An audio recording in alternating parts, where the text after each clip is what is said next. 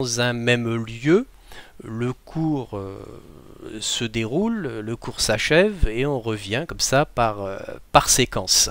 Donc c'est le principe de la tragédie grecque, le principe d'unité de temps et d'espace. Alors l'introduction du numérique a rendu le travail beaucoup plus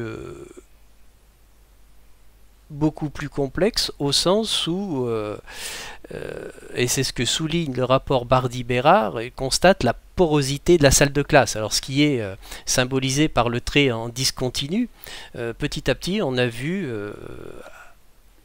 en même temps que le cours apparaître les CD-ROM, apparaître Internet, apparaître tous ces espaces numériques qui venaient perturber le dispositif de formation classique. Alors le rapport Bardy-Bérard dit les espaces sont poreux, pour dire qu'il est difficile d'avoir un espace simple de formation.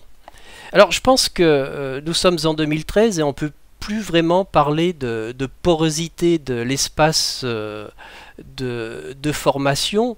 Il faudrait dire plutôt une fluidité entre les espaces. Jacques, l'autre diapo.